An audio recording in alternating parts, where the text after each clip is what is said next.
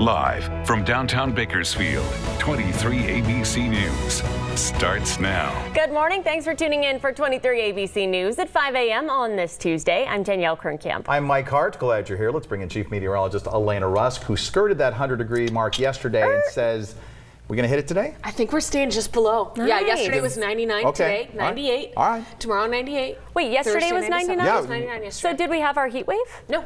So we've only had one. We've only had one. Did any city in our area hit 100? Was it They probably Arvin did. I didn't check the Meso-West yet to see, and some of those aren't as reliable. I really like to go off of what National Weather Service says for Tehachapi and Bakersfield, and we had 99 in Bakersfield officially. But that doesn't mean that we weren't 100 down in the Southwest where it gets hotter. Yeah, on that urban island. But it was pretty seasonal yesterday because, again, remember our average high is 98. We look to hit that today. A little bit of a fresh breeze means sunshine, stability, but moderate air quality. We like that. It also means some 60s and 70s for most of the county to wake up to this morning. Top of Breckenridge 56, Pine Mountain Club 58. Look at later today, 90s for the valley, the Kern River Valley, and some desert spots. Still some triple digits, Ridgecrest, Cal City, down into Edwards. Local mountains, Tehachapi, Fraser Park 85. I love that number. More on some more cooling for the rest of the week coming up. But for our traffic, we've had a couple incidents. They've now cleared that incident that we had up at Lost Hills. So you see the 5 is trying to open back up about 45 miles an hour, approaching the 46. And then also back to Bakersfield, we have cleared up this crash here. Still the last of that traffic. There goes the last of the red. Clearing up as that incident has been cleared near Maine. Topic on news in this hour, a kidnapping suspect who tried to run away from police by getting in the Kern River was taken into custody following a standoff and is set to be in court on Thursday. Bakersfield police say 42-year-old Matthew Queen was being investigated for an ongoing kidnapping case. That's when police contacted him. He ran and ended up in a part of the river between Beach Park and Yokitz Park. He apparently braced himself up against a concrete pillar to avoid being swept away due to the river's current, so police weren't able to safely go after him. He eventually surrendered and was taken into custody. He's facing multiple charges, including kidnapping and possession of a gun by a felon. He is set to be in court at 3 o'clock Thursday afternoon. Meantime, the city of Delano will not be moving forward with adopting "In God We Trust" as the city's new motto after earlier supporting a move to place the phrase on the city's vehicles. That proposal, brought forth by the city's mayor, was discussed for about an hour last night. Community members took to the podium to voice their opinions, both for and against it. Ultimately, the city council was split 2-2, with Mayor Pro Tem Liz Morris not present for the vote, so the tie keeps it from being adopted. This community has many, many migrants. Some are documented, some are undocumented. When it comes back with that corrected, there can be a discussion or we can vote on it and see where it goes from there. You have a fence around your house. In April, the city council voted in favor of adding "In God We Trust" on Delano police vehicles, if you remember. Pastor Angelo Frazier, who is the force behind this new movement to add the motto in surrounding areas, said the Tehachapi City Council voted 5-0 last night to put the phrase on their agenda in the next few weeks. And the Delano City Council will hold off on making Delano a sanctuary city. The council discussed adopting a resolution, but ultimately decided to hold off. Members of the council say they would be interested in moving forward with declaring Delano a sanctuary city as long as the resolution falls in line with SB 54, the bill that makes California a sanctuary state. This community has many, many migrants. Some are documented, some are undocumented. When it comes back with that corrected, there can be a discussion or we can vote on it and see where it goes from there. The Delano City Council is expected to revisit the Sanctuary City resolution at its next meeting on August 5th. This morning, Murrieta fire officials are still working to figure out what triggered a deadly explosion. The Southern California Gas Company says a crew was sent to a home in Murrieta after a contractor damaged a gas line. Soon after, an explosion occurred, killing a SoCal Gas employee and injuring 15 people. 3 of the people injured were firefighters. Right now, the extent of the injuries is not known. Summer is here, and that means travel plans. And if you live in Tehachapi, the police department recommends talking to them before you leave home. 23 ABC's Scott Sheehan went up to Tehachapi to find out why. Scott? Mike, Danielle, it helps to have an extra set of eyes in your home when you go on vacation. And Tehachapi police say they have a program where those extra set of eyes could be theirs. Summertime. This summer, AAA says about 2/3 of Americans will take a family vacation. For those in Tehachapi, the police suggest a quick trip to see them before they leave. Well, Tehachapi Police Department offers the residents vacation checks. So if you're going on vacation, whether it's a day, 2 weeks, 2 months, you can go ahead and sign up for free. To sign up for a vacation check, you need to give your contact information to Tehachapi Police, along with your address and days you'll be gone. But don't worry, TPD officers say that information will remain confidential. It gives us better contact information in the event that crime occurs at your house, so we can contact you to inform you if criminal activity is occurring at your house. While the family is gone, Tehachapi Police will drive past the home more often and look for anything suspicious. If they spot something, they'll know how to get in touch with the resident. It provides a better proactive response with first responders knowing who is away from their home and who isn't. The goal, to have more eyes watching the neighborhoods to give less opportunities to those would-be criminals this summer. But if they see more visible presence, it just shows there's less opportunity to commit a crime. Opportunity is what criminals are looking for. So if you can reduce that opportunity, you're going to reduce crime. If you sign up for those vacation checks, police say when they're not on a call, they'll pull up that vacation log, then drive past the home then. Officers say those vacation checks also apply to stores that might be closed for an extended period of time. For more information about this, you can go to and visit this store on our website at turnto23.com. Reporting Scott Sheehan, 23 ABC, connecting you. Today, the Kern County Department of Human Services, along with other local agencies, is launching Purple Ribbon Month. It's a month to remember all the children who lost their lives to preventable injuries in and around cars, as well as educate others on the dangers of leaving kids unsupervised in and around cars of any kind. A big concern with the summer temperatures, kids being left behind in a hot car. So this morning, the department will officially declare July as Purple Ribbon Month. Over the next few weeks, they'll hold a series of events focused on bringing awareness to safety. A local organization is partnering with the Housing Authority to bring school supplies to 500 low-income students. 23 ABC's Daniela Garrido joining us live this morning with more on how you can help out. Daniela. Good morning. That's right. It's hard to believe, but it's almost back to school time. And as many of you know, those back to school supplies lists can be the size of this paper right here. In fact, according to a Coinstar survey, about 45% of parents say they plan to spend about $100 to $300 in school supplies this year. So She Power is actually a local organization here, and they're helping out with a school supply drive that's going to be going to the Housing Authority. So we're here with Tiara and Monique. And tell us a little bit, what is She Power? What's your goal with this? So She Power is a 501c3 nonprofit, and we cater to young women or young girls and young boys to build their leadership and their civic leadership in the community, provide them with skills to just succeed. And so our goal with the Backpack Drive is providing the resources for them to succeed. And I'll let Monique tell you a little bit more about that.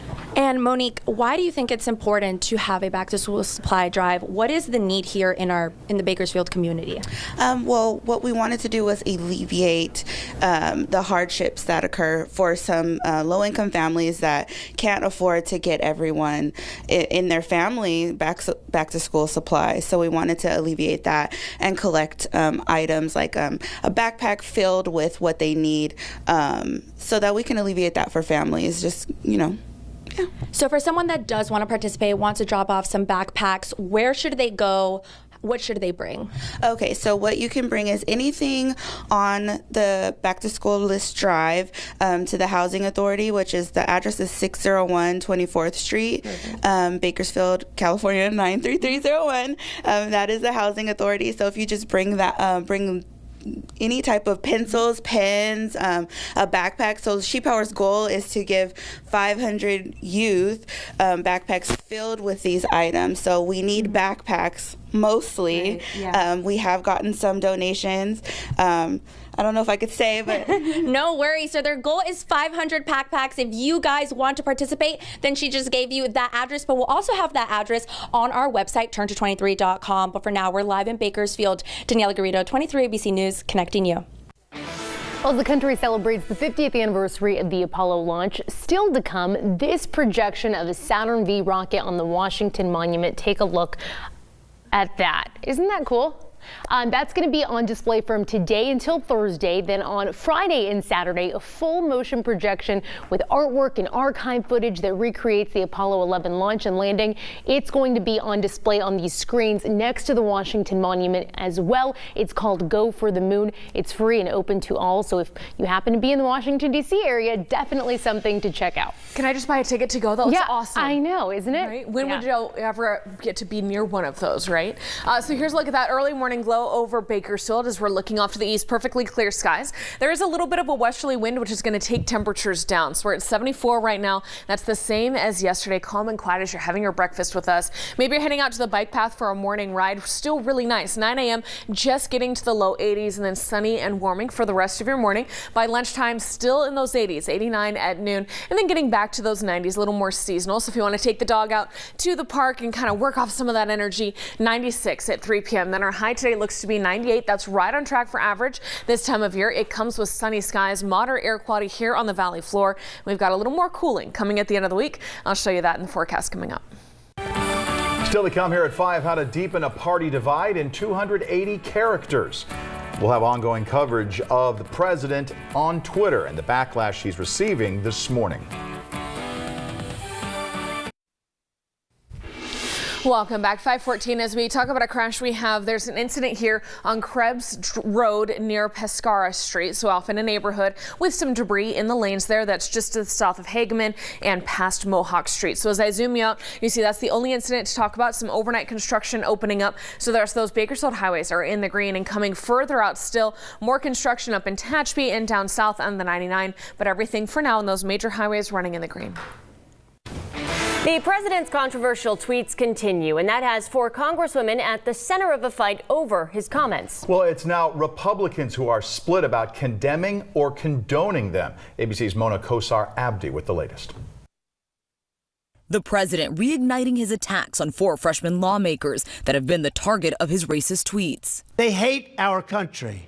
They hate it, I think, with a passion. And doubling down on his incendiary remarks, telling all four women of color to, quote, go back and help fix the totally broken and crime-infested places from which they came. But three of the four born in New York, Michigan, and Ohio. Does it concern you that many people saw that tweet as racist and that white nationalist groups are finding common cause with you on that point? It doesn't concern me because many people agree with me. Only Ilhan Omar, a naturalized citizen, was born outside of the U.S. in Somalia. Omar hitting back on MSNBC's Rachel Maddow. We're not going to allow him to continue his throwing of the bile of garbage that constantly comes out of his mouth. And so did Congresswomen Rashida Tlaib, Alexandria Ocasio-Cortez, and Ayanna Pressley, calling his tweets a distraction and vowing to keep the focus on the president's policies. I encourage the American people and all of us in this room and beyond to not take the bait. That's why we fight for education for all children through college. And so we'll stay focused on our agenda. The Republican Party remaining largely silent, only a handful coming forward to denounce the president's tweets. The President of the United States has a noble and unique role to unite the country and to draw on all people, regardless of their race, their color, their national origin. And now House Democrats plan to vote on a resolution that strongly condemns President Trump for his tweets. Mona Kosar Abdi, ABC News, Washington. Today, men in suits from Facebook, Google, Amazon, and Apple will testify to Congress. They'll talk about whether their company's power is stifling new ideas and companies. This is the second hearing in the House Judiciary Committee's antitrust investigation. How and if the government will regulate big tech is becoming a big issue. Also today, lawmakers will hold a hearing about Facebook's Libra cryptocurrency, and a Senate panel has a hearing about Google. After nearly 5 years, federal authorities may have concluded their investigation into the death of Eric Garner. Garner, an unarmed black man, heard on video crying, "I can't breathe," after a New York City police officer put him in an apparent chokehold. A medical examiner ruled Garner's death a homicide. Today, federal prosecutors are planning to discuss this case and are meeting with Garner's family. The family has been asking the Justice Department to pursue civil rights charges against the officer involved before the statute of limitations runs out tomorrow. An arraignment hearing is scheduled today in Chicago for singer-songwriter R. Kelly. Kelly was arrested last week and spent the weekend in jail after being charged with federal sex crimes and racketeering. He faces 2 separate indictments filed in Chicago and Brooklyn. Today's hearing will also address whether Kelly can be extradited to New York. More baby boomers are getting plastic surgery, from liposuction to hair transplants to Botox. No thanks. The American Society of Plastic Surgeons just published these new numbers. They show that people 55 and older got about 50,000 more cosmetic procedures in 2018 than 2017. Doctors say many of them are just trying to feel more confident in many cases before getting back into the dating scene. If you come to see me, you've already thought about it enough that you're willing to have somebody put a knife in your skin to change something. So that means it's big enough of a problem for you that all the other things you've ever tried, your makeup, your camouflaging hair techniques, how you wear, a turtleneck, those things don't work anymore. Something to note with older patients, the recovery takes, longer in most cases.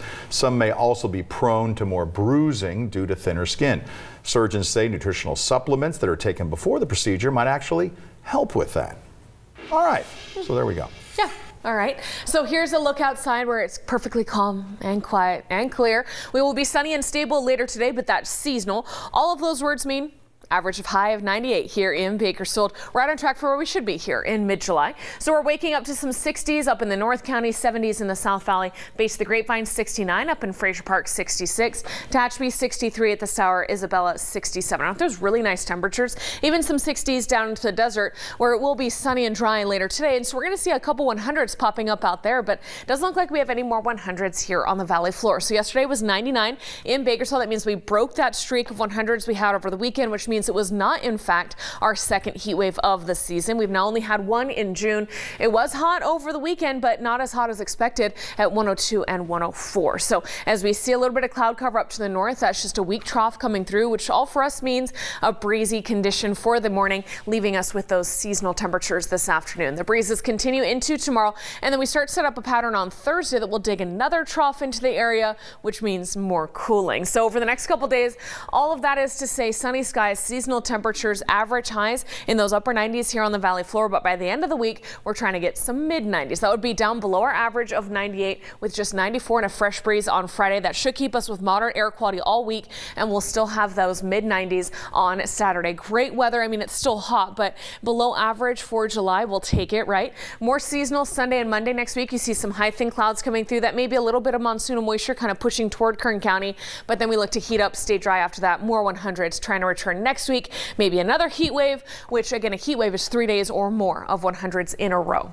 So up into the Kern River Valley, low 90s right on through Saturday. A great forecast there. Tehachapi, Fraser Park, mid 80s today, low 80s by the end of the week. Still to come, Cody Bellinger chasing Christian Yelich in the home run race. We'll take a look at how the Dodgers stacked up in Philly, or stacked up those runs to be more exact. 5:21. This is 23 ABC. Welcome back. It's a day for baseball. The Dodgers traveling out to good old Philadelphia. Plus a local swimmer working on making it to the Olympics. 23 ABC Sports Director Carrie Osip with that and more in your morning sports wrap.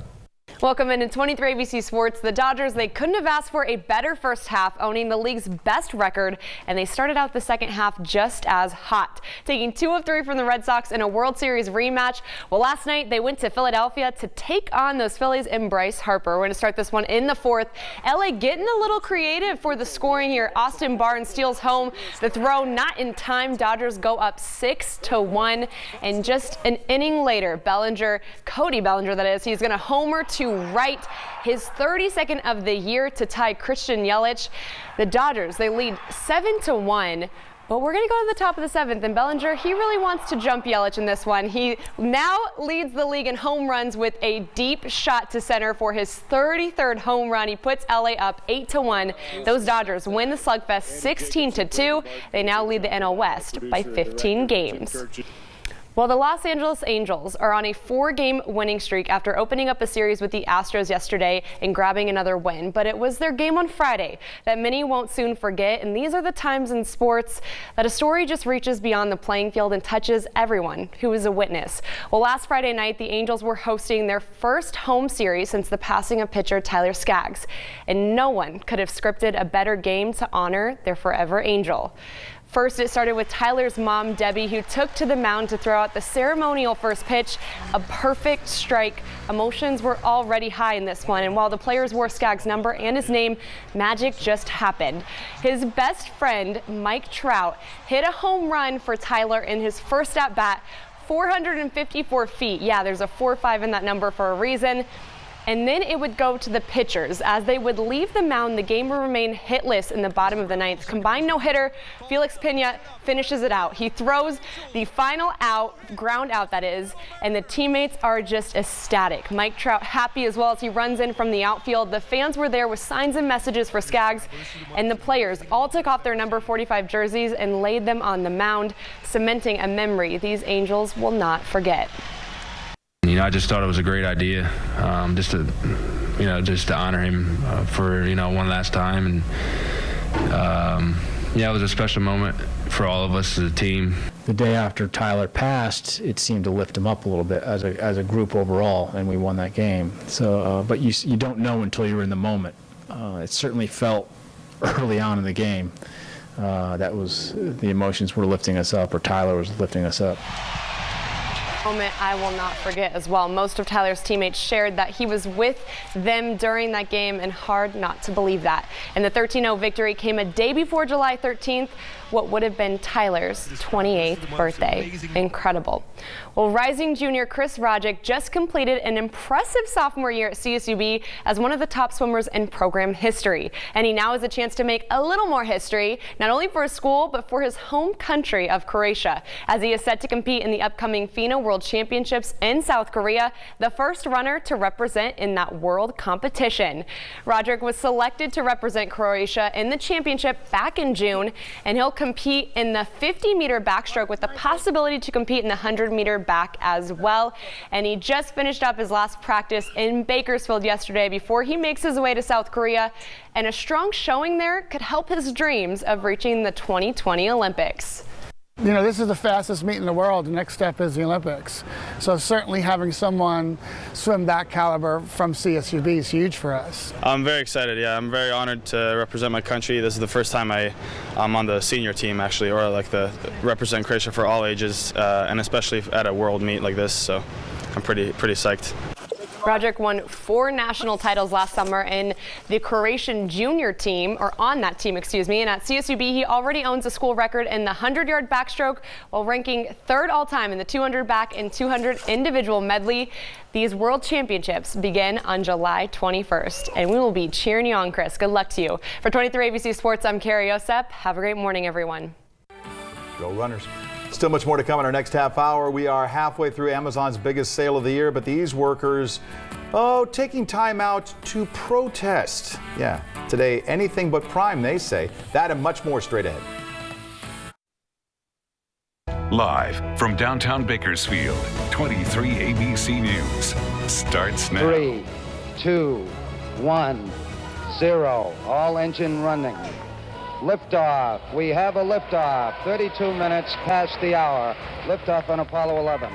50 years ago this morning, Apollo 11 lifting off from the Kennedy Space Center in Florida, the Saturn V rocket, taking it into history. We'll take a look back. And after winning a case against ag company Monsanto, a man's learning he may not get as much of a reward as he thought. We have those details straight ahead. And a good morning to you. Thanks for staying with 23 ABC News at 5:30 on this Tuesday morning. We've got a lot to do. I'm Mike Hart. I'm Danielle Kernkamp. Let's start out with Chief Meteorologist Elena Rusk. After eliminating the second heat wave of the year, Isn't really, it great? it's crazy. And now we're not seeing any more hundreds the rest of the week. That definitely looks well, cooler. On that live picture, that looks cooler right there. It looks much cooler. Yeah, so we're clear and calm out there. Westerly winds took us to 99 yesterday. So if we had hit 100 as expected, would have been a heat wave, 3 days in a row of 100s after seeing those triple digits. it's Saturday and Sunday. So the fact that we were at 99 yesterday, I think takes us to 98 today and tomorrow. By Thursday, 97. So pretty calm across the board. Yeah. Those temperatures are seasonal. There's a little bit of an onshore flow, so a bit of a breeze, which keeps those temperatures in those seasonal ranges. We have 60s and 70s to wake up to this morning. If you want it cooler, head to Breckenridge or Bear Valley Springs. They're both at 56. Pine Mountain Club at 57 at this hour. And with that onshore flow, see how it's a little bit breezy? We don't have as much wind as yesterday, but we do have nice temperatures like yesterday. Look at those 80s for several hours this morning. By 1 p.m., 92, 3 p.m., 96. Our high today, 98 briefly at 5. Again, right on track for average for Bakersfield. We'll talk more about even more cooling for the end of the week coming up. But for our traffic, I wanted to show you that we do have one crash reported down in southeast Bakersfield. The rest of the valley and even those mountain passes are all in the green. Topping our news in this half hour, Sheriff Donnie Youngblood will bring us an update this morning on the shooting involving a sheriff's deputy that left that deputy injured and the suspect hospitalized. 455. Subject is down, still in possession of the knife. My unit is bleeding excessively. All advised. Suspect shot 3-4 times in the chest and in the pelvis. He's alert and breathing. That is just a portion of the radio traffic from Sunday morning's shooting. At today's press conference, the sheriff's expected to release more of that conversation, plus body cam video. Family members have identified the man as 27-year-old Reginald Anderson. He was taken to the hospital in critical condition, but has since been upgraded to stable. KCSO telling 23 ABC that the deputy is now home recovering. That press conference expected to begin this morning at 10 a.m. Firefighters working to get a brush fire in San Jose under control are saying the area is clear now. 2 homes were destroyed and a dog died as the fire moved rapidly through the area. CAL FIRE saying that at the rate the flames were spreading, they worried it would reach up to 200 acres. Crews requested 6 air tankers and other equipment to help put the fire out. They were able to contain it at only 47 acres. We are halfway through Amazon's Prime Day sale, but as shoppers took to the web, protesters hit the streets. Amazon workers were out in San Francisco trying to bring attention to what they call our poor warehouse working conditions. The protesters said they are concerned about fulfilling orders under those conditions. Amazon workers in other cities and countries also protested on Prime Day. An Amazon spokesperson touted the company's 15-hour minimum wage and defended its workplace environment. Obesity is a major problem in Kern County. According to the Department of Public Health, Kern County is the second most obese county in the state. In this week's California Health, 23 ABC's Scott Sheehan sat down with health officials about what they're trying to do to make residents in the county less obese and trying to lessen the health risks associated with obesity. Obesity is a big issue in Kern County, not necessarily because a lot of people die of obesity in and of itself, but a lot of our deaths are due to obesity-related causes. You can see Scott's full California Health story during our 6:30 a.m. show. Small business owners impacted by the recent earthquakes will soon get some relief. The Small Business Administration will be hosting a free webinar at Cal State Bakersfield tomorrow, Wednesday, from noon to 1. It will be held at the Small Business Development Center on campus. Now, at this webinar, people can learn about financial relief that's available to help get their business back on its feet. We have a link where you can register. It's online on our website, turnto23.com. And this morning, the Board of Supervisors will give their feedback on a proposed response plan for potential power outages. Now, we are in the midst of wildfire season. PG&E and SoCal Edison are utilizing public safety power shutoffs throughout the state. Today, the county's emergency council will present their response plan to these potential outages. Supervisors are scheduled to meet and hear about it beginning this morning at 9 a.m. Hundreds of people are still trying to get back to normal life after 2 back-to-back earthquakes hit the areas of Ridgecrest and Trona on July 4th and 5th. While a local grocery chain is doing their part to help them out. Stater Brothers posted on Facebook yesterday saying they know many of their customers, friends, and family members who work at Stater Brothers in Ridgecrest have been impacted by those earthquakes. And because of that, Stater Brothers Charities has stepped in to make a $10,000 donation to the Salvation Army Ridgecrest Corps to help with disaster relief efforts. The company says the money is going to go to emergency shelter, food service, social services, and more in Ridgecrest and Trona. In your ag report, avocados are really expensive right now, and it's not just because of tariffs. The cost of avocados has tripled in less than a month. The reasons for the price jump range from new international tariffs to a bad growing season in Mexico, which is America's main supplier of avocados. Avoprice.com, a Mexican-based produce monitoring group, says some avocado trucks have been hijacked, but that the main reasons for higher prices are low supply and a growing demand. Even though I'm addicted to avocados, I will not buy avocados right now until the price comes back down. It's a bummer. I love avocados. I would like to be able to purchase them on a regular basis, given they're in season. Some retailers are saying their avocado prices have jumped 96% in just 3 weeks. A federal judge on Monday reduced an $80.3 million award levied against Monsanto to just over $25 million. Edwin Hardiman of Sonoma County said the company's Roundup weed killer caused his non-Hodgkin's lymphoma. The judge said although the jury's decision to award punitive damages was reasonable, the size of the award was constitutionally impermissible. Hardiman's case against Monsanto is the first to be tried in federal court. Thousands of similar cases are still pending at the federal or state level. A local organization is partnering with the Housing Authority to bring school supplies to 500 low-income students. 23 ABC's Daniela Garrido joining us live once again with more on how you can help out. Daniela? Good morning. It's hard to believe that it's almost back to school time. And while here at She Power, they're working with the Housing Authority to bring things like backpacks, grid paper, copy paper. These are just a couple of things that you can find on a back to school supplies list. And well, according to a Coinstar survey, about 45% of parents are stressed out because they spend about $100 to $300 in school supplies alone. So we're here with Monique Davis, and you guys have like a specific age group, a specific youth that you're trying to help out with this school supply drive. Tell us a little bit about who those students are. They are students going into junior high and high school. Between the ages of 12 and 18.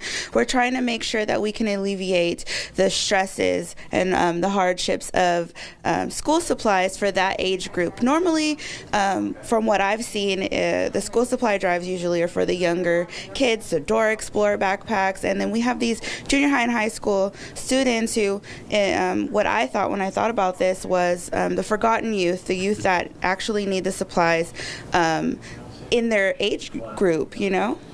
And so we were looking at some of these items that we have on our table, and you want to make sure things are generic, right? Just a plain backpack, a plain notepad, a plain binder, something that really doesn't go for a guy or a girl, but could go for anyone. And it's ages 12 to 18. So if you want to do your part to helping out in this school supply drive, you can drop off any items to the Housing Authority. You have until August 2nd. And of course, we'll have all that information on our website, turn23.com. For now, we're live in Bakersfield. Daniela Garrido, 23 ABC News, connecting you. 50 years ago today, the Saturn V rocket launched from Kennedy Space Center, Florida, and sent Apollo 11 into orbit. 3, 2, 1, 0. All engine running. Liftoff. We have a liftoff. 32 minutes past the hour. Liftoff on Apollo 11. This week, we are celebrating the 50th anniversary of Apollo 11's historic mission to the moon. It was Neil Armstrong and Buzz Aldrin in the lunar module Eagle who landed on the moon's surface at the Sea of Tranquility. Armstrong said, of course, the most famous quote, "That's one small step for man, one giant leap for mankind." You know, and let's not forget Michael Collins, because Michael Collins was up in the orbiter Columbia, if everyone remembers, circling the moon. Without him, they don't get home. Exactly. He made it happen so that they could have the glory. Yeah. Oh, incredible. So as we talk about dry weather here in California, we have a little bit of a westerly flow, a little bit of a trough. See this little dig here? It means fresh ocean air, a bit of a breeze, about 5 to 15 miles an hour here on the valley floor, about 15 to 30 miles an hour up in the mountains. That means moderate air quality and seasonal temperatures. No more 100s like we had this weekend. Yesterday, Bakersfield was at 99. Today, looking to be 98. We're waking up to 60 60s and 70s for most of the county. A very mild morning for you. 56 in Bear Valley Springs and Pine Mountain Club now. 90s later today here on the valley floor. That 98 in Bakersfield, right on track for where we should be here in mid-July. Up in the mountains, you have low 90s in Isabella, mid 90s in Kernville, mid 80s in Tehachapi, Lebec, and Fraser Park this afternoon. Pine Mountain Club 78 later today. It's a perfect temperature. Down into the desert, still some 100s, Edwards, Cal City, Ridgecrest, and we're going to repeat these temperatures for the next couple afternoons, but then more cooling coming at the end of the week. What that means for your Saturday coming up. Straight ahead, it is Summer Award Show season. We'll take a look at some of the nominees for the 71st Primetime Emmy Awards, and I guarantee you they're not all Game of Thrones. And the trailer is out for the new Kingsman prequel. A look at the action that started it all, coming up next. Welcome back. We want to take you to a live look from Washington, D.C. Vice President Mike Pence is at the Smithsonian National Air and Space Museum getting ready to unveil Neil Armstrong's spacesuit. Of course, Armstrong was the first person ever to set foot on the moon. This week marks the 50th anniversary of man's first steps on the moon. Today's the anniversary of the launch, and Saturday is the anniversary of the first moonwalk, something we'll keep tracking for you. Yeah, we love talking about that. Oh, so here at home, I also love talking about calm, clear conditions for our traffic. Everything in Bakersfield running along in the green. One minor report of a crash near Lamont, but not causing slowing there on the 184. So as we zoom out and talk about the rest of the county, you see those passes wide open. No problems down in the desert either. The verdict watch continues in a case of a caregiver charged with the death of a 91-year-old man. Here's a preview of today's Court TV. I'm Vinny Politan. Today on Court TV, verdict watch continues in the case of Georgia versus Landon Terrell. This is actually day 3 of our verdict watch, and the jury has already sent out a note saying they've reached a verdict on 4 of the 5 charges. They claim they are hung on that 5th, but the judge has sent them back to continue deliberations. Landon Terrell is charged in the death of a 91-year-old man who was a resident in an assisted living facility. Landon Terrell was his caregiver. Verdict watch today on Court TV. In other news, the nut butter market in the U.S. is said to be worth nearly $4 billion, and yogurt maker Chobani wants in. The company's introducing a new product, Greek yogurt with nut butters. The new line includes a variety of combinations, including plain Greek yogurt with almond butter, vanilla Greek yogurt with cashew butter, and chocolate Greek yogurt with hazelnut butter. Chobani says it will eventually add a peanut butter product. The new line hits grocery store shelves this week. The video game chain store GameStop is reimagining its facilities. The company says it's trying to lure in more people. Under the concept, gamers will have more chances to test out games now and take part in what GameStop calls homegrown esports leagues. Oh. In entertainment news, Emmy nominations are out this morning. Expect a lot of attention for the final seasons of HBO's Game of Thrones and Veep. HBO's Chernobyl should also get a lot of recognition, along with Netflix's Central Park 5 miniseries When They See Us. The awards themselves will be given out September 22nd. The nominations are expected to be announced at 8:30 this morning. Hollywood's talking prequels and sequels today. Check this one out. Real power lies in understanding who it is you're truly fighting.